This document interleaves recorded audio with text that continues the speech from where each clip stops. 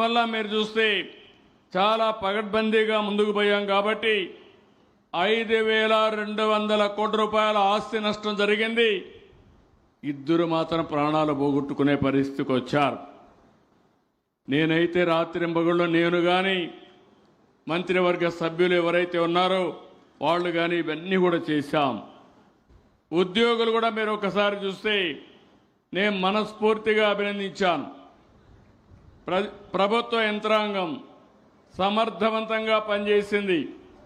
Chief secretary దగ్గర నుంచి గ్రామ స్థాయిలో ఉండే సచివాలయ సిబ్బంది వరకు సమర్థవంతంగా పనిచేయించిన ఘనత ఈ ఎన్డీఏ ప్రభుత్వానిదని మరొకసారి మీకు విజ్ఞప్తి చేస్తున్నా.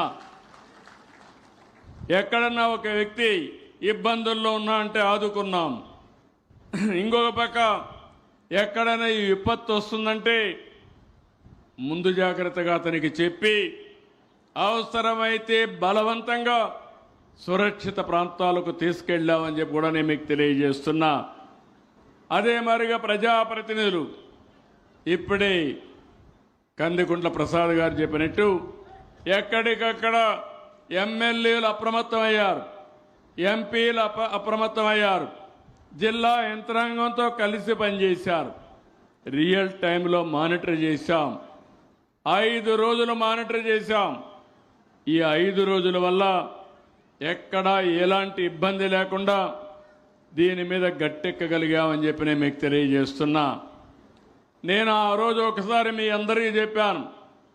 ఇప్పుడు ఇక్కడ చూస్తే అందరి దగ్గర సెల్ ఫోన్లు ఉన్నాయా? సెల్ ఫోన్లు ఉన్నాయని వాళ్ళు చేలిపైకి తండ్రి చూపించండి మీ సెల్ ఫోన్లు.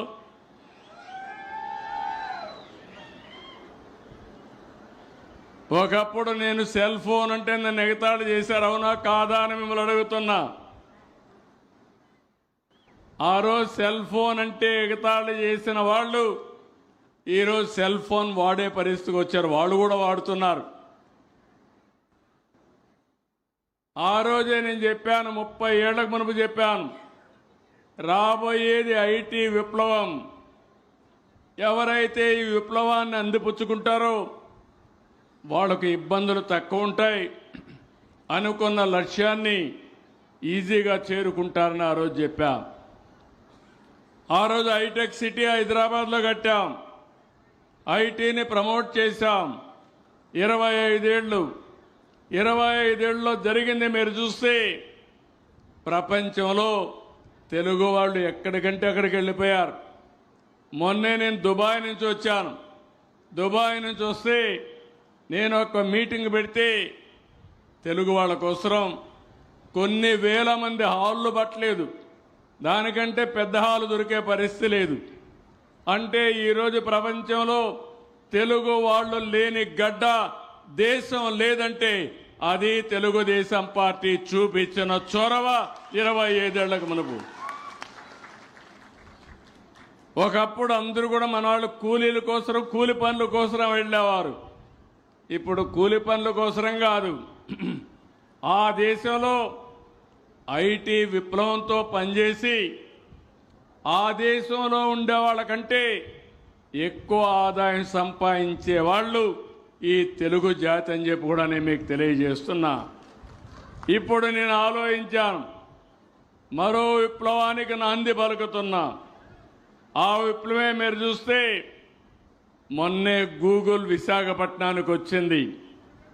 ఆర్టిఫిషియల్ ఇంటెలిజెన్స్తో డేటా సెంటర్ పెట్టి దగ్గర ఒకేసారి $15 బిలియన్ అంటే $1,40,000 నుంచి $1,50,000 కోట్ల రూపాయలు విశాఖపట్నంలో పెట్టుబడి పెడుతున్నారంటే అది ఈరోజు ఎన్డీఏ ప్రభుత్వం పైన నమ్మకం, విశ్వాసం.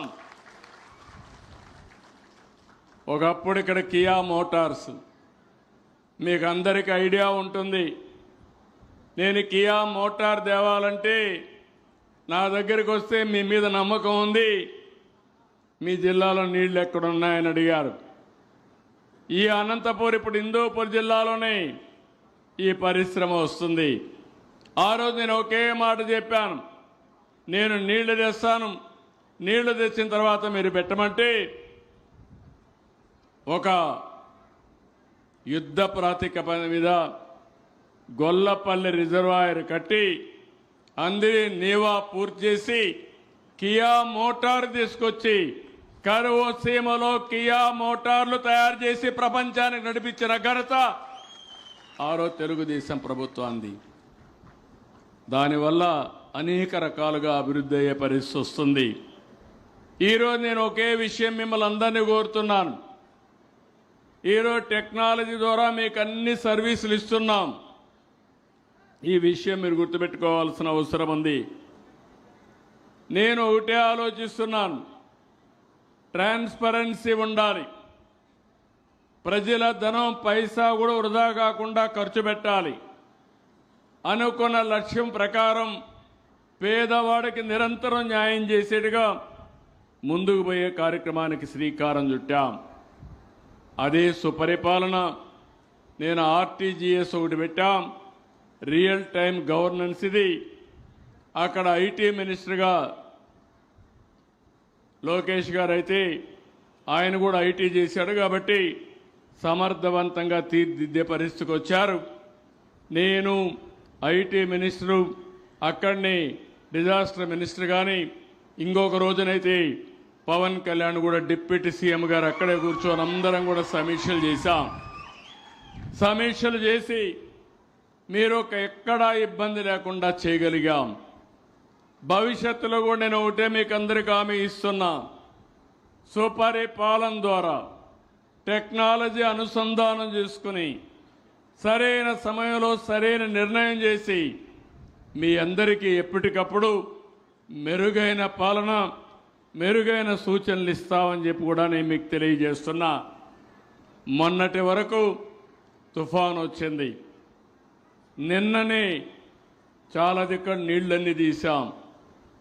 అక్కడి నుంచి ఎన్యూమరేషన్ స్టార్ట్ చేశాం. నిన్న సాయంత్రమే ప్రిలిమినరీ రిపోర్ట్ కింద 5,250 కోట్ల రూపాయల నష్టం జరిగిందని కేంద్రాన్ని శాంక్షన్ చేయమని ఢిల్లీకి రిపోర్ట్ పంపించాం. మళ్ళీ నాకు గుర్తొచ్చింది, మీరు నిన్నటి వరకు బిజీగా ఉన్నా మళ్ళీ మొదటి తారీఖు వచ్చింది. పేదల సేవలో మీ ముందుకు రావాలని ఈరోజు ఈ కార్యక్రమానికి ప్రాధాన్యత ఇచ్చాను. మీరు ఒక్కసారి చూస్తే నేను ఏ కార్యక్రమాన్నైనా వాయిదా వేస్తున్నాను కానీ మొదటి తారీఖున పేదలకు పింఛన్లు ఇచ్చే కార్యక్రమం ఎట్టి పరిస్థితుల్లో నేను వాయిదా వేయడం లేదు, వేసే పరిస్థితి లేదు. దానికి కారణం మీరు చూసినప్పుడు వయోవృద్ధులు, వితంతువులు, దివ్యాంగులు, చేనేతలు, గీత కార్మికులు, ఈ విధంగా 28 రకాల వ్యక్తులు వెయిట్ చేస్తున్నారు. ఈరోజు 4,000 రూపాయలు వృద్ధాప్య పింఛన్లు ఇస్తున్నాం. ఇంకో పక్క 6,000 రూపాయలు దివ్యాంగులకు ఇస్తున్నాం. కిడ్నీ పేషెంట్లు కానీ ఇలాంటి వాళ్ళు ఉంటే వాళ్ళందరికీ 10,000 రూపాయలు ఇస్తున్నాం. ఇంకో పక్క మంచానికే పరిమితమై కనీసం నడవలేని పరిస్థితి ఉంటే, ఒక అటెండెంట్ ఉంటే తప్ప జరగని పరిస్థితులు ఉంటే 15,000 రూపాయలు ఇస్తున్నాం. సంవత్సరానికి 33,000 కోట్ల రూపాయలు ఖర్చు పెట్టే ఏకైక రాష్ట్రం ఆంధ్రప్రదేశ్ రాష్ట్రం. ఈ విషయం మీరు గుర్తుపెట్టుకోవాల్సిన అవసరం ఉంది. ఒకే ప్రోగ్రాం ఈ ప్రభుత్వం వచ్చిన తర్వాత 50,764 కోట్ల రూపాయలు పింఛన్ల కింద ఖర్చు పెట్టిన ప్రభుత్వం ఈ ఎన్డీఏ ప్రభుత్వం. ఇది దేశంలోనే ఒక రికార్డు. డీబీటీ ప్రోగ్రాంలో అతిపెద్ద ప్రోగ్రాం అని చెప్పి నేను మీకు తెలియజేస్తున్నా. ఇందులో మీరు ఒకసారి చూస్తే 59% అంటే 29,951 కోట్ల రూపాయలు మా ఆడబిడ్డలకే ఇచ్చామంటే అది నేను ఆనందపడుతున్నా. అన్ని రకాల ఆడబిడ్డలకు ఎక్కువ ఇచ్చిన ప్రభుత్వం, ఎక్కువ ఆదరించిన ప్రభుత్వం తెలుగుదేశం ప్రభుత్వం, ఎన్డీఏ ప్రభుత్వం అని చెప్పి కూడా నేను మీకు తెలియజేస్తున్నా. 4,93,00,000 మంది జనాభా ఉంటే అందులో 13% పింఛన్లు ఇస్తున్నాం. 63,35,147 మందికి నెలకు 2,745 కోట్లు ఇస్తున్నాం. నేను అడుగుతున్నా, ఎప్పుడైనా జీవితంలో మీరు చూశారా, ఆలోచించారా ఇంత పెద్ద ఎత్తున సహాయం జరుగుతుందని మిమ్మల్ని అడుగుతున్నాను. ఇది ప్రజా ప్రభుత్వం, పేదల ప్రభుత్వం. డబ్బులు లెక్క పెట్టుకోం, పేదల సమక్షమే పరమావధిగా మీకు న్యాయం చేస్తానని మరొక్కసారి మీ అన్నాను.